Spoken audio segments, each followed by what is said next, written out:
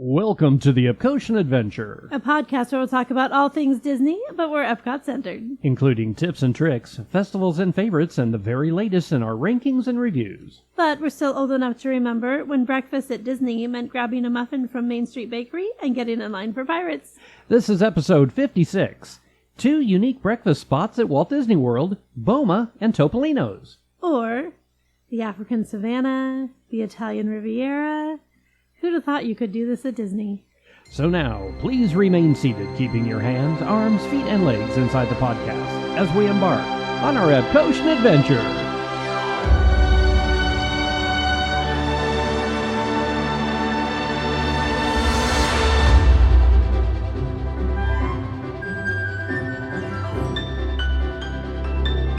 Howdy, folks, and welcome to episode 56 of the Epcotian Adventure. I'm Rod. And I'm Sue. And today we're going to talk about our last trip again. Yes, we tend to milk these trips for as much as we can. And we really do. We went to 2 very unique breakfast locations on this last trip that we've been wanting to go to for a long time for one of them, and one of them that we've been to before but really love. And it's been literally decades since we've been there the last time. So. Which is a shame because I forgot how much I love this place. That's Boma at the Animal Kingdom Lodge, and Topolino's, which is a character dining location on top of the Riviera Resort Tower. So we did end up doing both of these. They are not cheap experiences. They're not fast experiences. So and yet they're not bougie experiences either. No, like we didn't feel like we had to dress up just because we were going to Riviera. They're both very casual. You can do them before a park day. If you happen to be staying at one of those resorts, it's very convenient, of course. But we did Boma on our first morning there. We slept in, we went to Boma, and then we proceeded on to Sangria University, which we talked about in our last episode, and more fun at the Coronado Springs Tower that we had talked about before. Yeah, both of these locations are places you're probably not wanting to go if you're in a hurry. Yes. These are more of a relaxed dining experience, both of them actually, and they're both out-of-the-way places. And you're going to enjoy them more if you're doing it in a relaxed attitude rather than, oh my gosh, we've got to eat as fast as we can and get to the parks. Yeah, there was a time when going to Disneyland as a kid meant going to the Main Street Egg House, or the Coffee House, I believe they called it. What's it called? In my head, it's always the Egg House. It was Hills Brothers, I remember that. So this is how long ago that was. This was by the parade gate. Right, on Main Street. Main Street Disneyland. Which would be close to where Tony's is at Magic Kingdom, so you can kind of get an idea of where that was. And it would be go in, have the eggs not even hit the table from the waitress's hand, scrape them into your mouth, eat a thing of toast, drink a thing of orange juice, and say goodbye to the parents and run to Space Mountain. Yep, that's pretty much how it went. Yeah, and if you've got kids, that probably sounds familiar. But we, being Disney adults, do not do that now and enjoy these out-of-the-way, less kids, I would say, actually, at least Boma. Not at Topolino's. No. Topolino's is a character dining. But, to be honest, I think for a Disney adult who wants to do a character dining, Topolino's is maybe one of your best choices. For sure. Now, we are not going to pit these against each other. We're not going to choose favorites. We're simply going to tell you our experience at each because they are very unique places that you can do a breakfast on property. And just kind of give you an overview of what you could expect if it's something that you're interested in. So this isn't a this versus that necessarily. We may choose some favorites at the end. I don't know. Well, let's talk about the Animal Kingdom Lodge in general. Yes. So let's start with Boma. Yeah. So Boma. Boma is an African-inspired buffet. So this is a little different than the sit-down restaurants of the parks and of the resorts. It's located in the main building on the lower level of the lobby. So when you walk into the lobby, you actually have to go downstairs towards the savannah to get there. It's near the sit-down restaurant Jiku. When we got there, we arrived separately from our friends John and Emily, who you've now heard all about. So you're all besties now. But we had a chance to walk around. The Animal Kingdom Lodge is gorgeous. Yeah, it's savannah. Absolutely gorgeous. Oh. So, yeah, we had a chance to go out and actually look at the savannah. We saw mostly trees and shrubs. Oddly Some enough, birds. that time in the morning, I thought we'd see a lot of animals, but there really was nothing. I think we saw an animal, as I recall. We saw some birds. Right. Those are animals. They are. Yeah, but the giraffes and all of the other animals that you would see from the rooms, because when you walk out the lower level of the restaurant area there in the lobby, you can actually see where the rooms see as well, but just in this little caged-off area, what the animals refer to as the human zoo. But the animals are free to roam in this area, so they don't corral them to entertain you. They're not going to get them to do tricks for you or anything. They're just roaming around. This is their home, and you get to visit it for a while. So it's a super cool experience. So we just happened to be there at a time when they had already had breakfast. They were probably already into their early morning naps. So it just is a matter of when you happen to hit that. But it's still a beautiful, beautiful walk around that outside area. You can read all about the animals that you would see, even if you're not seeing them in the moment. But highly recommend just taking that time, get there a little bit early or stay a little bit after and walk around outside and walk around the lobby as well. There's beautiful, beautiful African art everywhere. It's a stunning location. Yeah, it's one of the most, I can't even say it's unique, but it's one of the most awe-inspiring or just jaw-dropping lobbies that you're going to walk into at a Walt Disney World resort. It's really on par with the Wilderness Lodge. And they actually do have people who are stationed around, cast members who are there, who are just there to answer questions, help you find what you're looking for, tell you about the incredible art that's there. Everything is authentic. It's all made in Africa or by people who are here now, who are from Africa, from the villages, who this is what they do. This is how they make their living. They're artists, and it's just stunning. So, yeah. I mean, I've said it. I will probably end up saying it again because I can't help myself, but take time to see the art. Yeah, if you've not been to the Animal Kingdom Lodge, at least an hour ahead of your reservation would be recommended just to take in the beauty of the resort. For sure. So Boma is serving breakfast from 7:30 a.m. to 11:30 a.m. daily. It is, like I said, African-inspired, meaning it's going to have some things that are going to be unique to your palate. However, don't let that dissuade you from taking your family, or if you're just a Disney adult who doesn't really have an adventurous palate, it's still worth doing Boma. One of the reasons is, like I said, it's a buffet, so you can basically eat all you would care to. Please don't take extra. We don't believe in food waste. But do try things. So if you want to try something that's totally out of your realm, do take a little spoonful. Just don't take a plateful of it. It's $37 for adults and $22 for children as of recording in, what is this, March of 2024. Wow. Yes. Plus tax and gratuity, of course. And please tip your cast members, even though it's a buffet. Tip your cast members. But they still take really good care of you. They come by, you get coffee is included, and Pog juice is included. Now, on a previous episode, we did say that Pog was pineapple, orange, and guava. In this case, it's actually passion fruit, orange, and guava. It can stand for either. And this was the passion fruit version, and it's my particular favorite of the two Pog versions. It's the one that you'll find most on park is going to be that passion fruit. But yeah, it's a Minute Maid product, actually, so it is something that you can purchase in the stores as well. You have to just look for those stores that would carry it. And it tastes better at Disney. It sure does.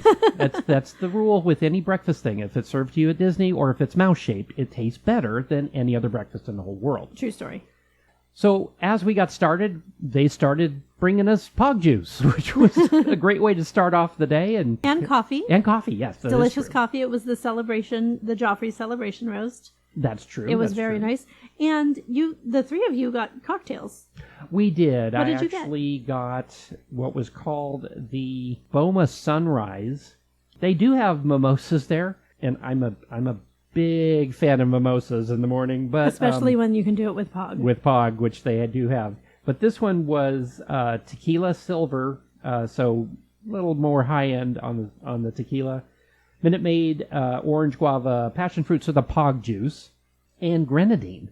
So it was this beautiful orange and red swirl in this glass, and it was just basically elevated Pog juice at that point with tequila. So, hey, ole! Ole.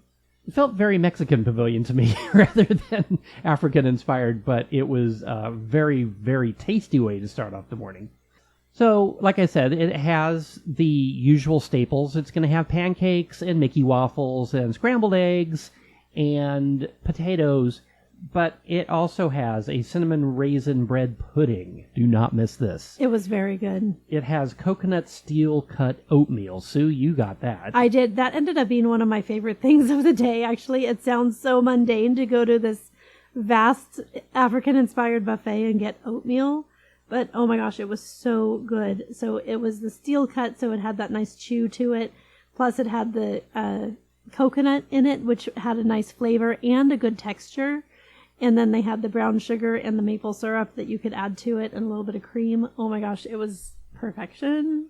Highly recommend if you're at all an oatmeal fan. I want to point this out, too. When you first walk in, all the way against the back wall is where it looks like the main line starts. I want to point this out. If you've never been to Boma, just note that that is for the carving station. If you want to get the stuff off the main buffet, there's another set of plates right in the center, and you don't have to wait in the long line where the carving station is. Now, I would definitely at least one time through do that, because the carved ham there with the mustard sauce is undeniably the best thing in the entire, maybe building, I don't know. Well, okay, anything on the best thing on the buffet. Second best. Second best. What's the first? The first is going to be the scrambled eggs with the chives and the goat cheese. Okay, I'll go with you on that. Those two, okay, they're tied for first. And they go really well together. But oh my gosh, I left the building the next morning. We're like, what are we doing for breakfast? And I'm like, I want those eggs again. It was so good. If you are a goat cheese fan, if you're a scrambled eggs fan, get the eggs. It's so, so yummy. They had a few other unique things, including deviled eggs with smoked salmon. Mm-hmm. Which, John and Emily both tried those and enjoyed those. Yeah, I love that idea. I just was so full by the time I came across those, I didn't get one. They have a turkey, I'm going to say this wrong, bobatai? Babooty. I've always said bobity. No, I've said babodi. John and Emily said bobity. Bippity boppity boo. But I looked it up on Dr. Google, and Google says it's bobatai. Bobatai. And we believe Google, of course. So it's Hail an Google. It's an African-inspired dish. They have the turkey version and they have a vegetarian version. We did get the turkey one. It's something that you have to try. It's pretty much like a scramble, I'm going to say. Like a frittata or a quiche sort of consistency. So it's very much like a breakfast casserole. Very good. So a little bit of African spices in there. And just a really yummy way to start your day. Yeah, and they also had an avocado, papaya, and grapefruit salad. I have tried this in the past, like 2 decades ago. I got it. I didn't get it this time, but how was it? It's so good. It's one of those things that you think there's no way these belong in one dish. Someone made a mistake. But it's one of those things that you just have to experience for yourself. If you like all 3 things, but you're not sure about trying them together, try them. It's a good experience because you're getting the creamy avocado and you're getting the acid from the grapefruit. It's just delightful. Try it. And also just a little note about the eggs. They also list omelets on the menu, and these are pre-made. I mean, they don't come out of a box or anything, but there's not like omelet guy like you find at an Embassy Suites or on a cruise ship. Or on the cruise ship, yeah. Right. So these are just sort of laid out, and they reminded me a lot of the ones that you get like at Hampton Inn. Yeah, they weren't like the spectacular. Not great. So save your eggs and do the scrambled eggs with the goat cheese and the chives and the... So good. So that is my recommendation. And we also had, John and Emily both got the yogurt parfait, which sounds kind of mundane and boring, but they both really liked it. So if you're a yogurt fan, that's the way you want to start your day. That is a great suggestion as well. And one thing to note about both Boma and Topolino's is that if you do not have a reservation, it's going to be a little difficult to get there if you're driving by car. In order to get to either of these 2 resorts and go to the restaurant, you need to already have a reservation in hand that you can show at the guard shack, basically, for driving into either Animal Kingdom Lodge or the Riviera Resort. They do have wait lists for these, but if you're not on a reservation, you're not parking at these resorts. So just something to note, if And- you're staying close, you can get there by bus from Disney Springs or one of the parks like Animal Kingdom. But the small caveat to that wait list thing is you have to be on property to be on the wait list, to get on the wait list. And you can't get on property if you're not already on it. So it's not really a way to go unless you're staying there. But like Rod said, if you're coming from another Skyliner resort, so if you're staying at Boardwalk, you're staying at Pop, Art, any of those that Caribbean are already Beach, on, of you course. could, yeah, Caribbean Beach. Or, here's a little note, even if you're going to the Disney Hollywood Studios for the day, you could park your car there and take the Skyliner back to Caribbean Beach and then over to Riviera. I just thought of that. I'm brilliant. yes. There are ways to make it happen. Sometimes you just have to get a little creative. So if you don't know all those ins and outs, just ask the concierge at your hotel and they'll walk you through the best way to get over there. A minivan, an Uber, Lyft, or taxi can get you there, though. Oh, good So point. that's one way to Yes. do it. Because we did that one time where we had breakfast reservations at the Kona, Polynesian yeah. at Kona Cafe, and we took Another of a- our favorite breakfast spots. we took a minivan. That was fun. So Riviera, this is Topolino's Terrace. Flavors of the Riviera is what it's called, and this is a very upscale dinner location. But for breakfast, they do a character dining that's unique among all of the other character dinings, in my opinion, simply because the characters are dressed up like they are artists. The They're so cutest thing cute. I've ever seen. So Mickey is a painter. Minnie is a poet. She's got words and poetry all over her dress. Donald is a sculptor. And Daisy is a ballerina. She's a dancer.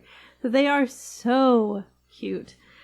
So we definitely wanted to try doing a character dining experience. As two Disney adults without bringing kids, you might think that's a little weird.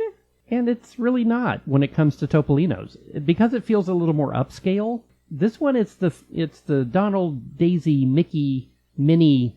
It's not the Fab Five. It's almost the Fab Five. It's the Wonderful Fantastic Four. The Fantastic Four, yes. Well, that's No, that's different. already a yeah, thing. That's Yeah. a thing. The Fabulous Four. Well, exactly. And it's at one of the premium resorts, so it feels just like a higher level experience. And it literally is. It's on the top of the tower at the Riviera.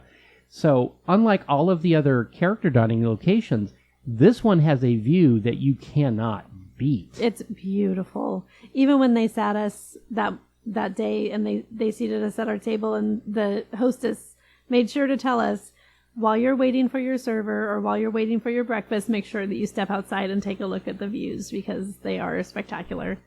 And they are.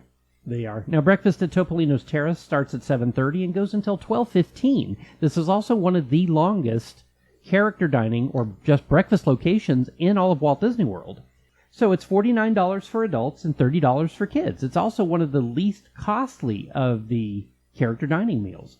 A lot of those start now at $64 and up. This one we also were drawn to more because of the more upscale nature, but also we're not fans of buffets in general, with the exception being Boma, Right. because it is different. A lot of the character breakfasts are buffets, and it's not a preset meal. So, like, if you go to Tusker House in Animal Kingdom, that's character dining, but it's a buffet. If you go to Garden Grill, that is character dining, but it's a preset menu. You're not making choices. So we liked this one because it was actually a menu, and the food was actually really, really good. It was really good. If the characters hadn't been there, I still would have chosen this as a breakfast location. Yeah, you know what? That's a really great point. So you get a choice of entree. I chose the wood-fired steak and eggs because, steak and eggs. I'm not going to pass that up. That's definitely the best bang for your buck on this one. It is, because just the standard 2-egg breakfast is the same price. So, think about that. Get the eggs and the steak, and you're not paying any more money. Did you want to read the description? Sure, yeah, that steak and eggs came with a polenta and some grilled tomatoes, which I just loved. Roasted potatoes, wild mushroom conserva, if I'm saying that right. Sure. And, of course, the eggs, which I Yes. just got scrambled. But, it's steak and eggs. You can get them any way you want. They would not do them with the chives and goat cheese. I know, though. we asked them, yeah. The steak itself was not a filet. It was just a standard run-of-the-mill steak like you would get with steak and eggs. Very well done, though. Very tasty still. The seasoning they put on it was still above par. It's not what you get at Denny's or Waffle House. I'll put it that way. And I chose the quiche Gruyere, which is a house-made pancetta, roasted potatoes, Gruyere, field greens with lemon vinaigrette. It was really, really good. This was one of the best quiches I've had in a very long time. The consistency was perfect. The texture was perfect. And the flavor was just so, so good. I think the two things that we got are probably the best bang for your buck as far as you just paid $49 for breakfast.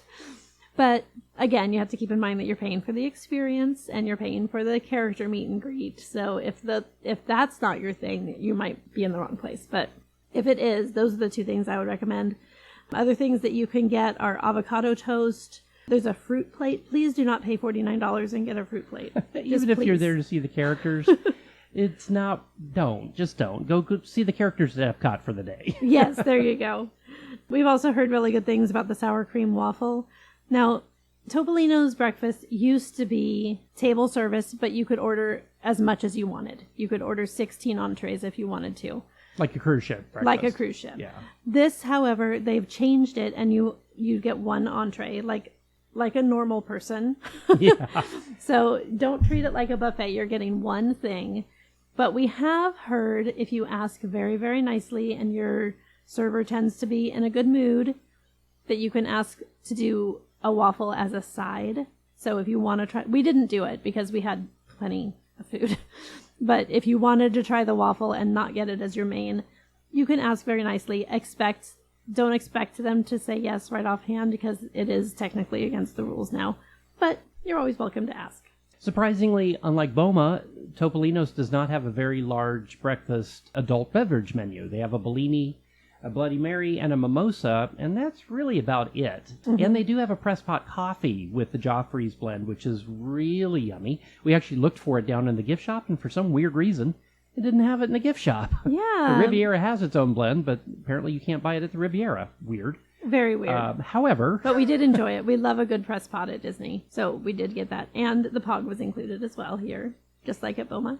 The characters came around and did interact with every table multiple times. Every character kind of circles around during a song that comes on that is one of those, character dining songs like every 20 minutes. It was clap along and sing along, but it was in partly with a guy with a really thick Italian accent, so it was hard to sing along unless you speak Luigi from Cars. Oh no, I meant from Cars. They say, "Look at me, here I am, love me." Oh, that Luigi. Yeah. Okay. Well, anyway. But the thing about the song is they'll come through, the characters come through when you hear the song, they come through and they do a little dance and they change corners. You can see all the characters. You don't have to flag them down at this point because when the song's done, they travel around to each of the tables and they'll interact with every person. If you are there as grown-ups and that makes you uncomfortable and you just want to take a picture and be done, you're welcome to do that. They're not going to press you to interact with them if that's not your jam. We loved it.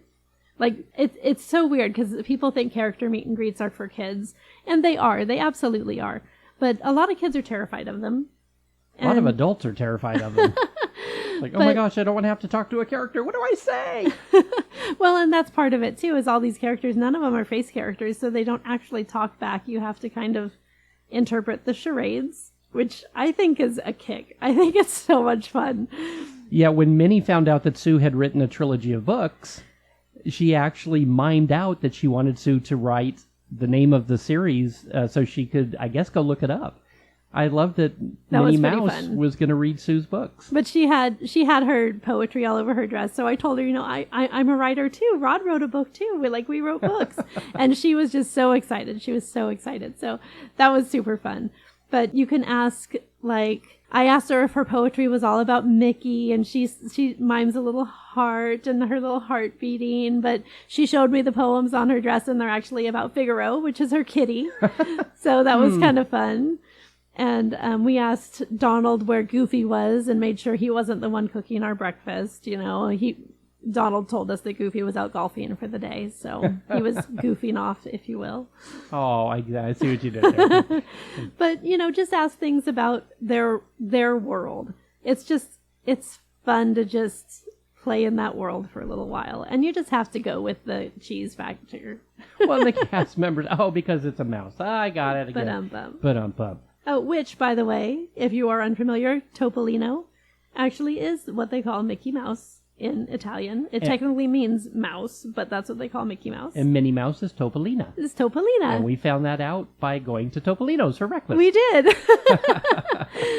But it was just a fun experience all around. The waitstaff was fantastic. The food was fantastic. The views cannot be beat. Yeah, after you're done, make sure and go out onto the balcony and look out over the Walt Disney World Resort. The balcony kind of faces towards the backside of Epcot. It's beautiful. You can see Spaceship Earth from up there.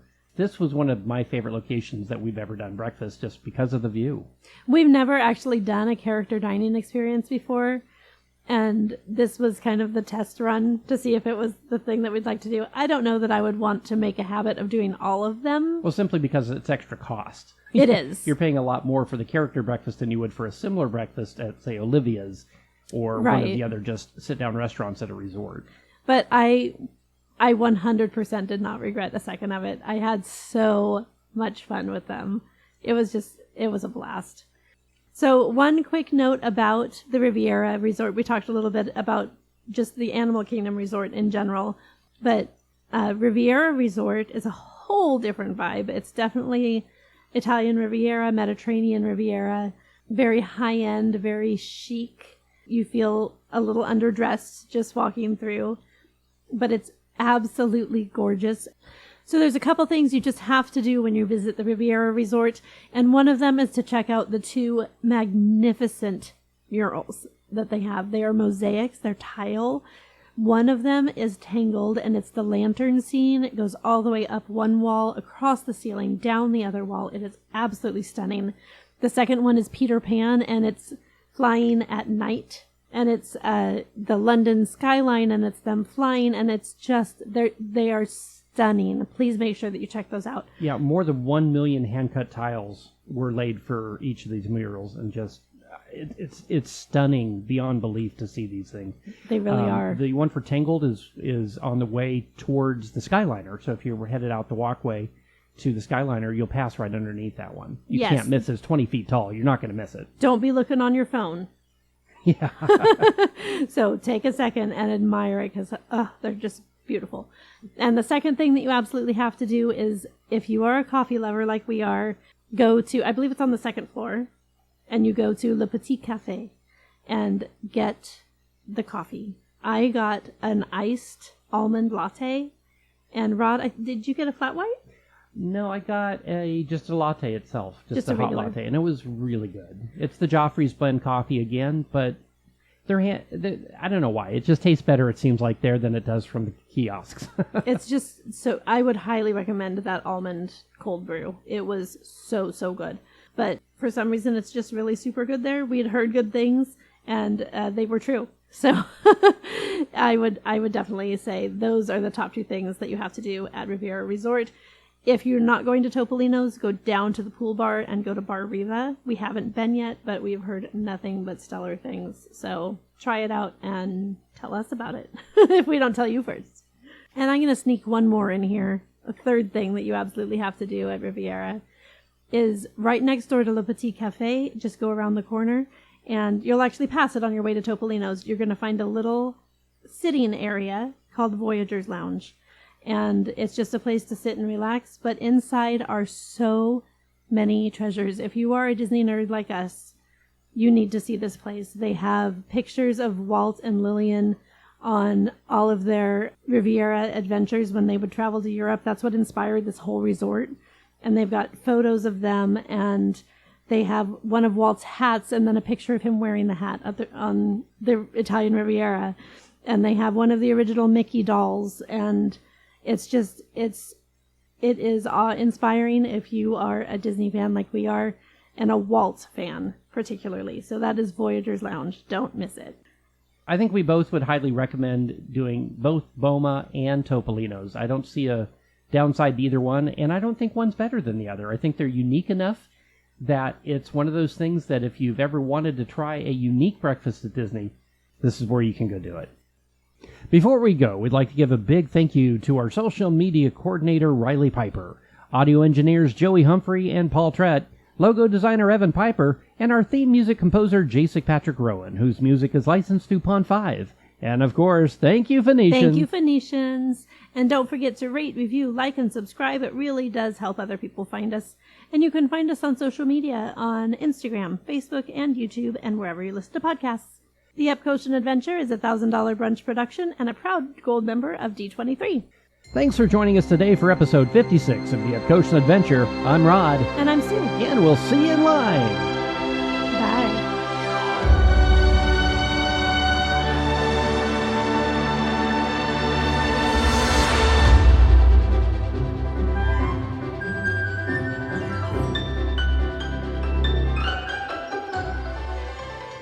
Yes. True story. True. That's what we did. Yes, that's what we did. I was there. It was fun. You're on.